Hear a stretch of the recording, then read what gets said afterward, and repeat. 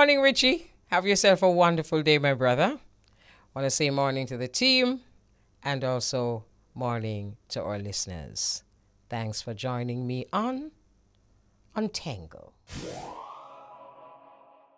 So it's now 17 minutes after 10 o'clock, and like we promised, constitutionally speaking, so we say good morning to the constitutionally speaking team. Good morning. Hi, morning. How are you, ma'am? I'm very well, thank you. And you? I am very well also. Give thanks.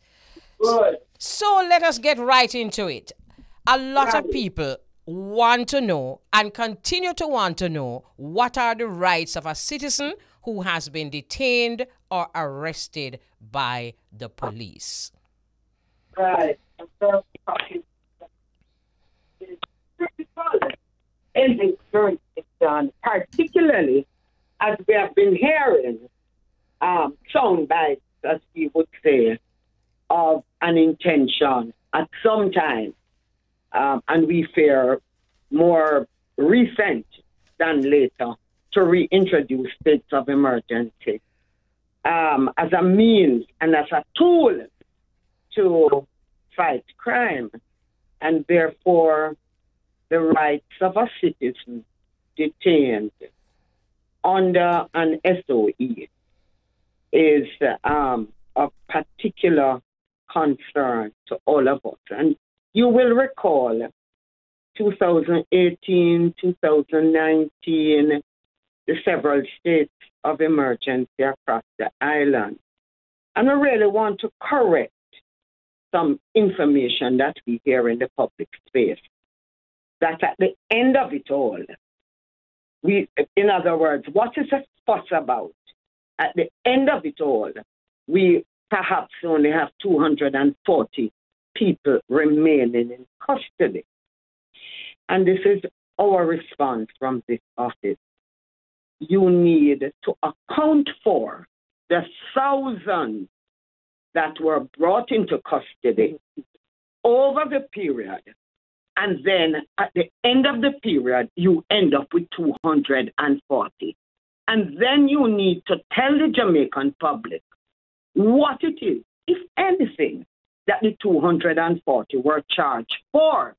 Was it an outstanding traffic ticket warrant? Was it murder? Was it bad word cursing? Was it having an offensive weapon? What it is. The point we make, is that when we have these discussions in Jamaica, we need to have them. We need to have these discussions in the fullest context. We need to provide all the information. Do not try to rubbish the criticisms and the concerns raised not only by the Office of the Public Defender, but all other people who support and love liberty. So let's go right into it now.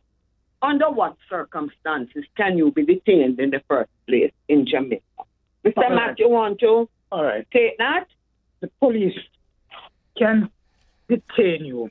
Put it this way, the police have two powers of arrest. Powers of arrest at common law and powers of arrest as given to them by the statute. At common law, the police, common law means the unwritten legislation, the law as enunciated by a court and with practice over time. At common law, the police can arrest for any felony if the police has reasonable suspicion that the felony was committed or is about to be committed. For the non-felonious offences, the police can only arrest without warrant if there's a likelihood of a breach of the peace about to be committed. But that sort of thing is actually removed, or the power is given by statute, which is the other category of powers of arrest. And you have statutes that give the police expressly that power. For example, their Constabulary Force Act, or Constabulary Act, I think it's Section 38, grants them the power of arrest. And those are wide powers. The effect of it is that they can arrest almost anybody, almost anytime. that sort of power of arrest is widened by the Emergency Powers Act as it now stands. Not quite sure if it will even given, they will be even given wider latitude when the act is amended. But right now, the powers that they have, or they had rather, under the Emergency Powers Act during the time of detention, was wide. Now, the public defender might want to say anything more, might want to say something more on that before we go into the rights of the citizen once he's arrested or detained by the police. But let me just make one statement here. The distinction between arrest and detention for the purpose there is a distinction without a difference. Because the police arrest you, the police detain you. And if you are detained, you are arrested. Arrested means your rights are being deprived. Sorry. Your right to move, your liberty has been taken away from you. So the police can arrest you by simply say, sit down on that bench in the station. Or stay right here so beside this radio car, you can't move. And that's in effect an arrest. Okay. I certainly adopt all of that with Mr. McKenzie as advanced. And we want to just remind everyone of the rights of anyone, whether you're detained under a state of emergency or detained under any law, common law or other statute. Common law, statute, or otherwise. And the first one that we want to remind the public of is that we're all endowed with what is called the constitutional presumption of innocence. So to break it down a little more, it is not for anyone to establish his innocence, whether in a trial environment or in the circumstances of being detained. It is for he who has detained you or he who has deprived you of your inherent dignity to move about, to justify why he has so deprived you. So we start with that. And we are to remember well that we have, as citizens in a free and democratic society, the right to silence. You don't have to share information once you're taken into custody. Because remember, the representatives of the executive arm of government, mainly the police and the JDF, they're not, as we have seen from our research, people are fishing, people are casting nets to gather information. They are not sharing with you information that they have.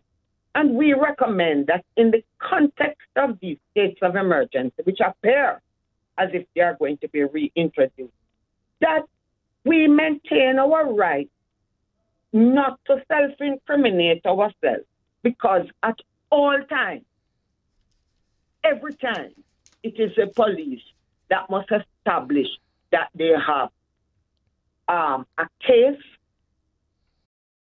against you, a case where you have committed some act. And let's just run through some others. Whether you are arrested or detained, you have the right to communicate with and be visited by your spouse, your partner, family member, your pastor, your religious counselor, your medical practitioner of your choice. You are to be informed in a language that you understand. Why it is you are being arrested or detained. And if you are going to be charged with an offense, again, you must be told forthwith in a language which we understand, the nature of the charge. And you have the right to communicate with an attorney at law. Out of the last SOEs, we recommended that in relation to each person taken into custody, the moment you take the person into custody, that the JSDF would have a duty to contact duty counsel.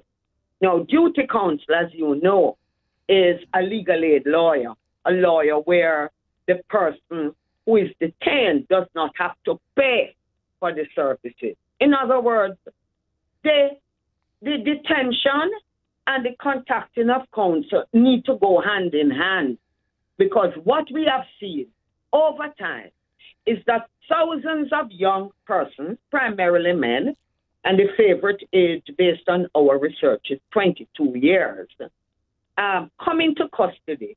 They are what is called processed. Personal information taken from them, including fingerprint, photograph, and of course they go through, where you come from, who your mother is, your father is, where you hang out, the places you frequent, the names of your friends. And they collect all of that and store that in their own database. The point we make is that we support the JSDF and the JSDF in all legitimate law enforcement activities. But where you have nothing, or where you have only information, try and gather your intelligence material before you take up scores of young men. One final point on the matter. In 2018-19, the Jamaican government was paying $300 per day per detainee to provide 3 meals a day. Now, can you imagine that? Our intervention caused them to raise it to $500. Now, this station zooms and beams through the tri-states. 500 Jamaican dollars, about $3.33 US at 150 to 1. Can this really provide meals for people? And we contend that the way in which we keep detainees is in a violation of the constitutional principles, wherein it is premised upon the inherent dignity of human beings. People don't have no bed to sleep on, cardboard and sit down on ground.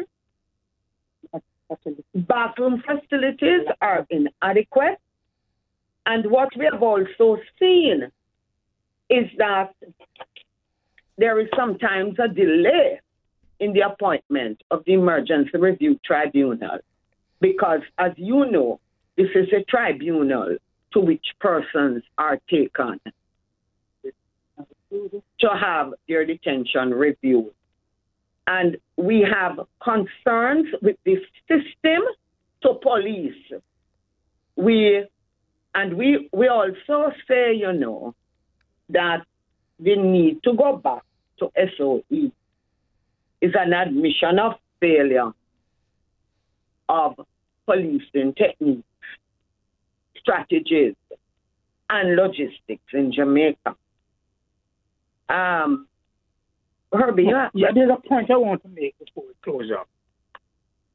Outside of the state of emergency and the other non-security measures, there seems to be a view held by police officers that once the person is detained, the only person that can talk to him is his lawyer. That is so wrong. The Constitution spells it out. The public defender just read it out. Not just the lawyer who can talk to him. Spouse, partner, family members, religious counsel. Doctor. We're not saying that the entire family, along with the pastor and the doctor, and the community must go down the station. Not so. But the view that he's not entitled to have any visit at all is wrong.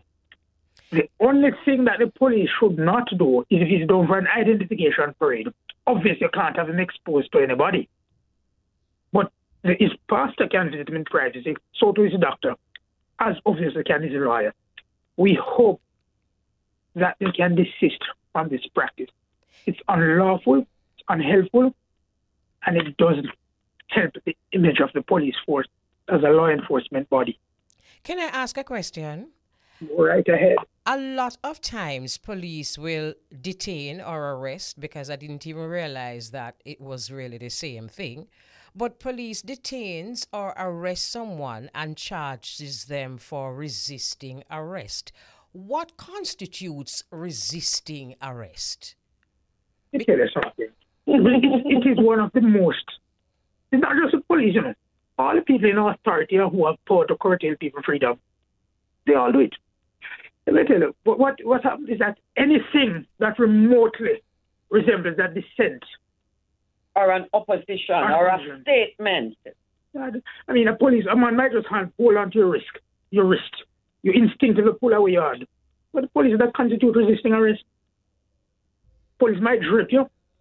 You try to take his hand off the lapel of your collar, or drip in the waistband, you try to push off his hand. That's what the police constitute resisting arrest.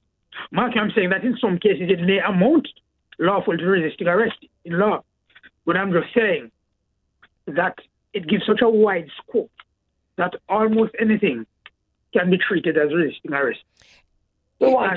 Sorry, Herbie, go ahead. I'm saying that is why it is important for people to contact the lawyer when they come in contact with the criminal justice system. Can't just do it yourself. There are many people who have, to their own detriment, decided to navigate the criminal justice system themselves. With the information that you're giving here, you see, team, a lot of people will know their rights a lot more. Like, for example, not having to always talk and answer certain questions, especially without the police, without your lawyer being there. Can in another program, can we go a little deeper at your, if you will, into what constitutes resisting arrest? Because the public genuinely does not know. Absolutely, we will be happy to do it. But,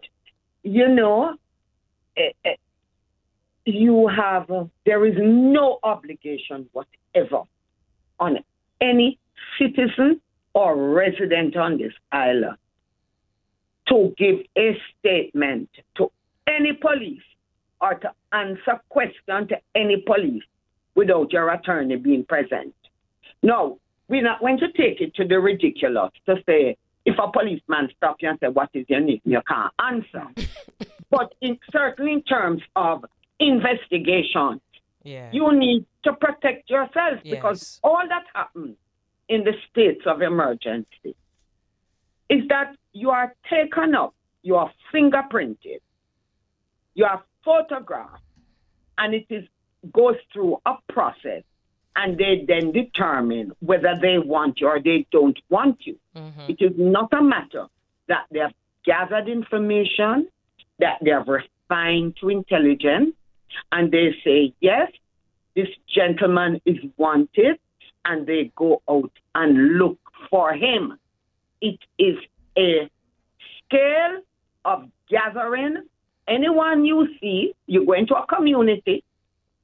We know we're going to see many young men because Jamaica has not been the kindest country to young people in terms of training, education, jobs. So you're going to see a lot of young people in the community who appear not to be engaged. Right. These are the people who are picked up, profit. And the position of this office is that all those young people, particularly the young men, have an equal opportunity to be detained. Not equal opportunity for education and good job, but an equal opportunity for detention. So when statements are made that, oh, what is this? This is rubbish. At the end of the state of emergency, we normally only have 240 persons in custody. Yes, we agree. How many did you take into custody to boil down to the 240? Those are some of the questions that we have to talk about as a country. Okay. All right. Tell us just a quick point before the pass, no more than 30 seconds. We really have to be quick. It came out in the Emergency Pause Review Tribunal for the hearing for the Montego St. James state of emergency that in most of the cases where the persons come before the tribunal, the police couldn't find the officer who detained them to give a statement. And in such circumstances, a lot of them were actually released once they came before the Emergency Powers Tribunal. I hear you. In other words, the police did not know who of the members detained the Absolutely. Okay, I remember we those have to go. hearings well. Okay, we have to go. But you know what? It's All the obvious. It's hold on a little bit. You have to go. No. What we really need is more information on follow-up programs. One program can't do it. So But you know what it's in we your also hands. need to talk about? We need to talk about this rise in the use of pepper spray against ordinary people. All right, let's do that next week. Pepper spraying people. All right, next week, ma'am. All right. All the best. All right, all the best to you too. Have a great day, guys. Mr. McKenzie, have a great day also. Thank you very much. You too. Okay, so that was the public defender herself, and we're talking about Mrs. Arlene Harrison Henry and the deputy public defender, Mr. Herbert McKenzie. And there's just so much we can talk about, but we'll take the rest over from it.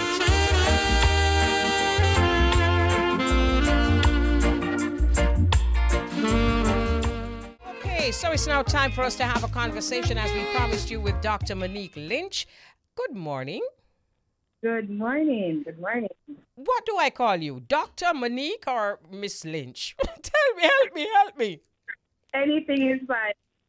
Dr. Mo, Dr. Monique, Dr. Lynch, Miss Lynch, anything works. Dr. Mo sounds nice, so let us work with Dr. Mo. All right, Dr. Mo. Originally, you are from Seaview Gardens. Oh, welcome, first of all, to the program. Thank you so much for having me. Okay. So originally, you are from Seaview Gardens, and you grew up in that volatile space. Can one really grow up in a space like the one you grew up in without experiencing the realities of the space? Because people might say, yeah, she doing so good because your mother hide her from already there go on. Is that even possible? No, I don't think it's possible for you to be completely hidden from the effects of being in that community. But I guess it helps you to make better decisions when you have a strong parenting or a strong guardianship or mentorship. It really helps you to make better decisions, even though you're from that volatile environment. Absolutely. And this speaks true of any environment that you're from. Right. Absolutely. Because people don't get it twisted, you know. It's not only certain communities that there is dysfunction. Dysfunction happens all around. Right. Okay. All right. So tell us a few of the obstacles that you would have had to overcome to now serve as one of the community's youngest role models. I mean, I come from, I'd probably say, a lower middle class family. Transitioning from primary school, in which I went to St. Patrick's Primary School in Waterhouse, you can imagine that I would have been surrounded by the same kind of children that my parents probably would have been trying to shield me from Seaview Gardens. I would have encountered in primary school, and then transitioning from that primary school into Immaculate was very difficult for me because, you know, I was surrounded by persons of a higher class. You know, most of those children came from prep school. Their parents had better jobs, and I struggled a lot in high school. In fact, a lot of my high school friends, when they see me now, they are very shocked because I really struggled in high school just to find who I was, just to stand on my own, to find the kind of friendships that I wanted to surround myself with. I really struggled in high school because of that class disparity of me coming from a primary school versus the other children who came from a prep school. Well, so I really struggled. Well, can't we? I mean, look here, Dr. Moore, don't feel special because didn't we all struggle? Because most of us came from primary schools, and right. Most of us perhaps didn't go into prestigious schools like the one that you went to. But for those who did, the struggle was across the board, you know, because those children who were coming from primaries, from prep school, had to get accustomed to us. Well, that's right. That is true. But I find that, you know, throughout high school, you know, I changed the friendships a lot. Yes. Because I was trying to find my footing and to find my people and my circle. Around grade 10, Well, first of all, I found out in high school that I didn't test well when it matters. You didn't what? So I didn't test well when it matters. Oh, okay. So in the class test, you know, I'm on it. When it comes to final year, I really didn't test well. So for my CXCs, I really didn't get the best grades. I was very disappointed. Going into form, I think I really gave up. My grades were just bare minimum. And going over into university, you know, having to take student loan, you know, I was surrounded again by, you know, different kind of people, just trying to find my footing. I struggled a lot right up to my bachelor's. You know, I was very disappointed. I sank into depression, actually, you know, not graduating with first class, because I guess, you know, you go into high school with high hopes for yourself. And when you don't reach that bar, it's very difficult to manage, very difficult, especially when there's, you know, expectation, because I'm the first person in my family to graduate from college. So there was a lot of expectations on me from my parents, from my family, from people around me, people in Seaview Gardens who, you know, probably would have watched me from a child. I had a lot of expectations, and I struggled to live up to them in a way. I really struggled to live up to them in a way. I think after my bachelor's, my life shifted when I found my purpose. And what was that? My purpose is to help persons to become the best versions of themselves. You know, I've always been a mentor. I've always been volunteering from a tender age. I grew up seeing my father, you know, helping children in the community with bus fare, with lunch money, giving them a ride to school.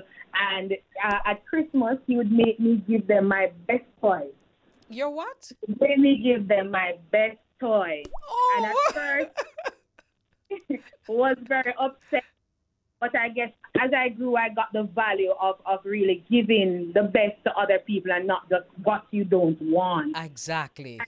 So that thing of caring for others, or putting, you know, others. So I ventured into service clubs. And, you know, as I matured, I really found that, you know, this was something that I wanted to do. So my first degree was in economics and statistics. Really wasn't my thing. But in my master's, I decided to take a leap of faith, and I did it in social work and counseling and emphasis in mental health. So were you more comfortable going through your master's degree than you were with your bachelor's? Definitely. And even I saw improvements even in my grades, because when I graduated the university, I graduated with a second-class honors, because that really wasn't my purpose. It was something that I was good at, but when it came under pressure, because it wasn't my passion, I didn't have that intrinsic motivation to push myself to really see it through. But I saw when I was in my master's program, I was the top of every class. I really excelled, and it's not because, you know, I'm smart, and it's because I'm doing something that I'm passionate about, which is helping persons. Right. Absolutely. I understand that. And I'm hoping others are listening and understanding how much easier it is to get through life when you're actually doing what you love. Yes. All right. So let's talk about your monthly support group for families and caregivers of persons diagnosed with mental illness. What created the need in the first place for such a group? All right. So from me transitioning from basically a business background to social care, was very weird. I never saw myself in mental health. In fact, before I pursued my master's, I've never heard that term. You know, when I thought of mental health, I just thought of a madman eating out of a garbage can. There was not much conversations or anything surrounding that. My master's kind of shed a lot of light into this vulnerable group. You know, I went to Bellevue on an internship, and I fell in love. I fell in love with mental health, with mental illness. I fell in love with the people, and there was just a pull inside of me that this is a group that I really needed to represent. Now, in Seaview Gardens, I work a lot with the police station as I'm the vice president of the community group, and I want to bridge a gap between the citizens and the police. And one of the main things that we get a lot of complaints at the station is for domestic violence. So I realized that I needed to create a program that will not only help victims but to help perpetrators.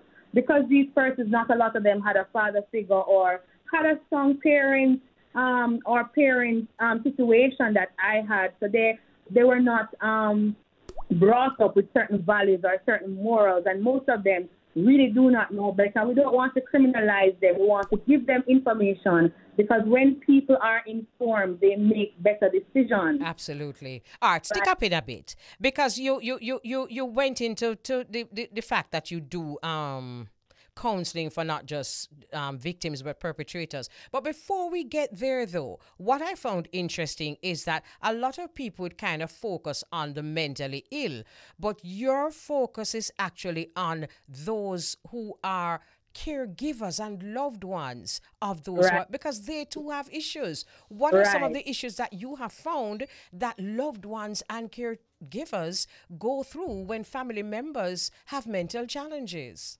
So because of the high stigma and high discrimination against persons, you find that persons feel like they have to hide their family members, or they are ashamed to be associated. And you find that because they're ashamed, they don't go out for acts of care. They deny themselves of self-care as well, because they're so burdened with taking care of these persons. They don't have the knowledge and the skills to take care of them. They don't have the support, and they won't reach out for the support because of the stigma and the discrimination. And I just wanted to bridge that gap, just to provide persons with information so that they can take care better of themselves, because if they cannot take care of themselves, they're going to be unable to take care of anyone else. Exactly. And so it's very important. And oftentimes, many of these persons end up suffering from a mental illness themselves, or mental health issues because of burnout.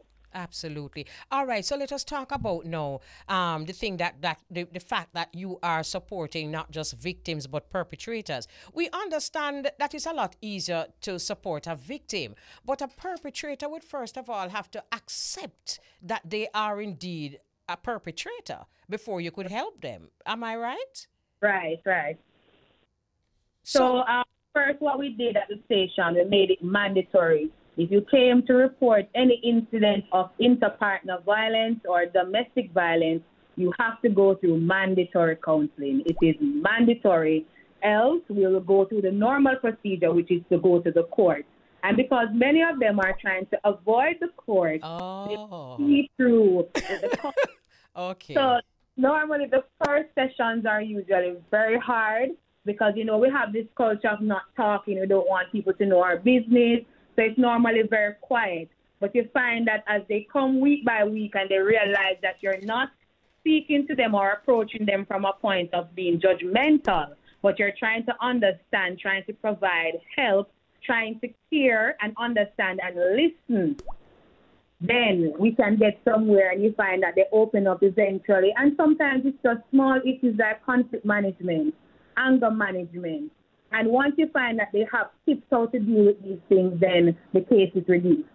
Okay. And do you find that your counseling actually helps families to resolve the issues in real life, in real time? Well, yes, because sometimes they come in and they think it's one thing while they're having this thing, and it's a completely different thing. So we try to get to the root of the matter. Sometimes it's something that was said some many years ago, an action that was done many years ago, and it spiral into today. A small matter happened and you're stabbing each other, or you're having a fight, or some big issue out of a small thing that happened so many years ago. So we try to get to the root. Sometimes it's really a misunderstanding. We give ear for persons to apologize, to accept that they were wrong, and try to see how they can live in peace going forward. And if it's not possible, how to separate but still be friendly. Right. I am reading all of the activities that you take part in. You serve as a UNESCO Youth Ambassador for Jamaica for the 2019-2021 period. You have completed a certificate in psychological first aid from Johns Hopkins University, a certificate in positive psychiatry, and the list goes on and on. So you mentioned earlier on about self-care. My question to you is to tell me how you manage your time to include your self-care. Okay, so for me, I take breaks. So I have weekends that I don't do any form of work. I reconnect with friends and families. I chill, play dominoes, watch a movie, really relax. Also, I journal. I find that journaling helps. At the end of each day, I really take an account of what happened, what went wrong, how I can improve on tomorrow, how can I better manage my time. Because you can imagine juggling so many hats, time is always an issue for me. So I find that I have to prioritize as to what needs come first and then what else flows after. So for me, journaling and taking time off to just shut out the world and focus on me. Wonderful. I'm happy that you're doing that because you realize that self-care has to be part of your to-do list, right? Definitely. All right, fine. So because of how much you're involved in and because of how you connect with so many different kinds of people, what would your message to communities like yours be? What would your message be to those who live there? And what would your message be to those who try to uplift the community like you're doing? All right. So for persons who live there, every one of us, we were born to dream higher than where we are. Hold on to those dreams. A lot of times we feel like our realities deter us from achieving those goals. I never thought that I would have been a doctor at age 30. I wrote it down, but I didn't really think that it was possible. But having faith and not putting in the work will not lead you to success. Right. So having faith and believing that God will do it and better must come, you have to put in the work, which means that you have to sacrifice. You have to sacrifice some of the time that you hang out with your brethren. You have to realize that this is your future and you are responsible for it. And you have to make those actions that will better you in the end. At the end of the day, you have to put you first and take that responsibility and that action to go out and get what you want. It is possible. There are no limits in this world as to what you can achieve. You have to make it happen for yourself. For persons who are looking to motivate these persons from communities like Seaview, be real. People know when you're fake. People know when you're doing it for the gram and for the likes and for the awards. You have to reach people's heart by being real, caring about them, putting persons first, listening, because sometimes we go into communities that we want to do so much, but that's not what the people need. Mm-hmm. So I've always had to take the approach of going in, talking to persons. What would you like? If I should come here, if my foundation should, start an event, what would you want me to do? Go around and you get a needs assessment done, and then you move from there. So don't try to push your agenda on people. Go in, be real, be open, and listen, and let it flow from there. And don't promise. If you cannot fulfill a promise, do not promise. Dr. So those Moore. are the advice I would give to persons who want to work in volatile areas. Excellent advice. And it's not the kind of advice we hear all the time. So I know this is coming from something that you have experienced and something that you have felt. And there's something that you said which is so true, because a lot of social workers go into communities with an agenda that has been set for them. And you said something that is so important. The community know when you're real and when you don't real. True. So you have to keep it real. Have to keep it real. Thanks for keeping it real, Dr. Moore. Nice meeting you, and continue to be that beacon of light that you are. Thank you so much for having me. You're most welcome.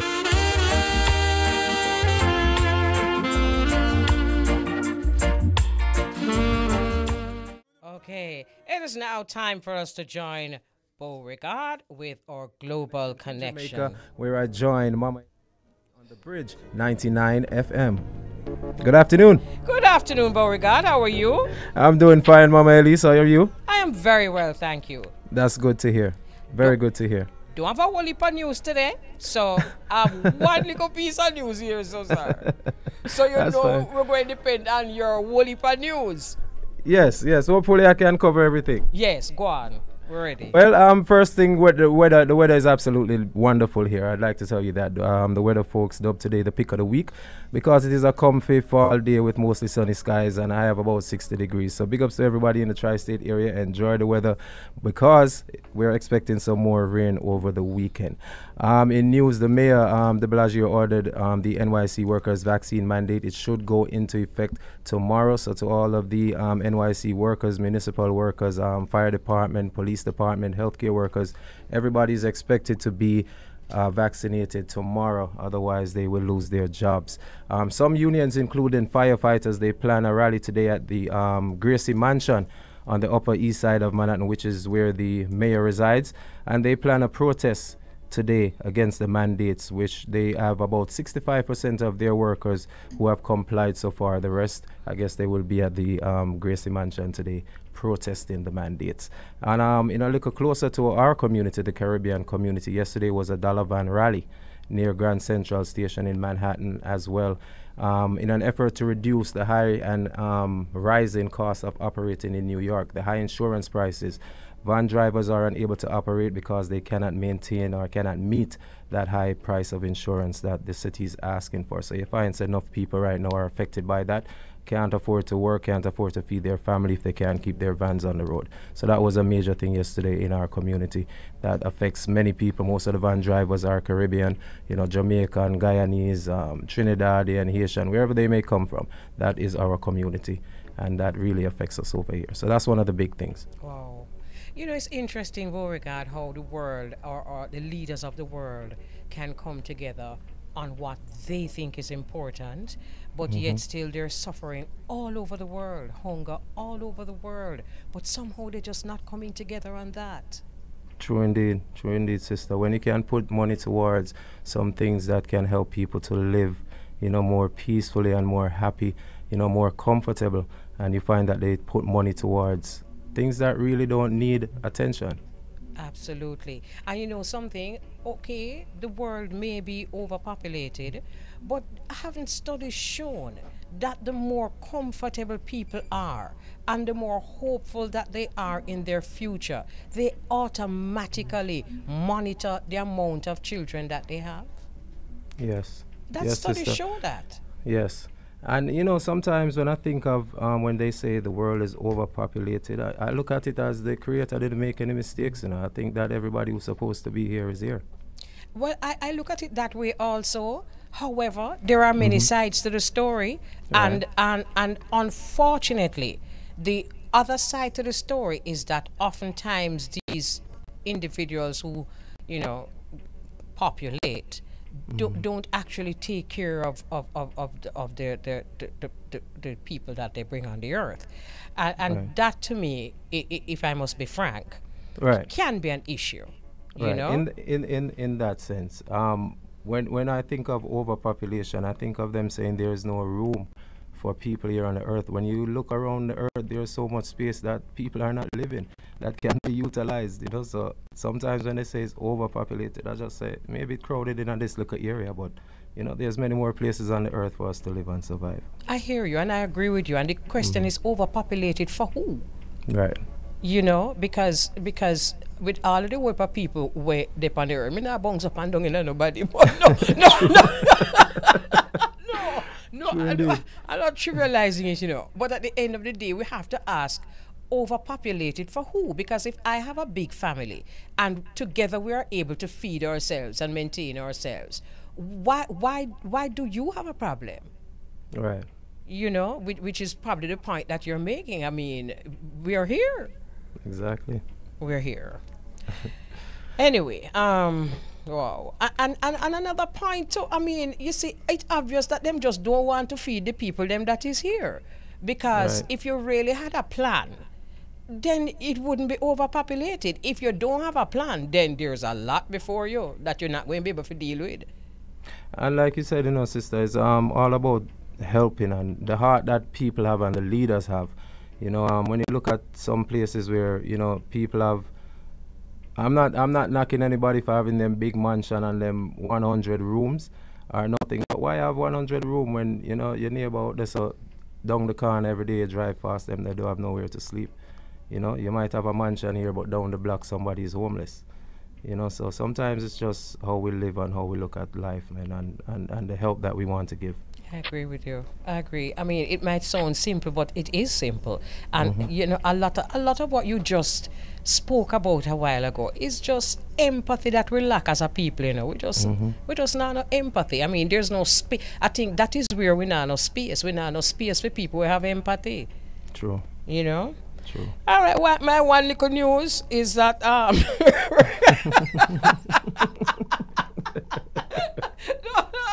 No problem, sister. No problem. No laughing, no worry, God. Anyway, it's one, but it no little. A reggae classic by Jimmy Cliff used in mainstream U.S. television.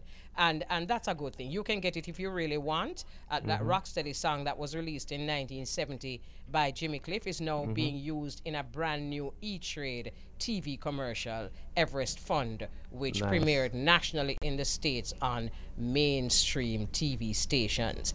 And I think that's wonderful. You can get it if you really want. Was famously featured on the soundtrack of the 1972 film, and you remember that to be The Harder They Come. So big move, and big move. Yeah, man, big move. And you know, we really like the direction that the veterans are taking in terms of the impact their music is having around the world. I mean, it's the same thing like the Toots and the, you know, Lee Perry's, and these people's music have impacted the world. Good music will last. Absolutely. Yeah. So it's really chronicling the journey of a woman who set her life goal to climb Mount Everest and then dedicates herself to training and saving for it. So that's a great message. You can get it if you really want. Yes, indeed. All right. Any more news your side? Today, the Statue of Liberty in downtown New York Harbor turns 135 years old. Ooh. Yeah, and that famed landmark was a gift from France. So happy birthday to the Statue of Liberty. Oh, Lady Liberty. Yes. Okay, Lady Liberty getting on in age, but she looks same way though.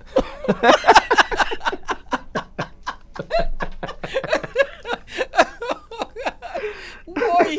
She's not age. She's not age, family. Sure, no. Wow. I tell you, boy, God. Oh, man. Well, bless up yourself. We'll juggle 2 tunes and then we'll link forward again, right? All right, sis. All right, bless up yourself. So that's Beauregard with the Global Connection Reasoning. We always have fun on this space here. So we're going to link forward again at about 27 minutes.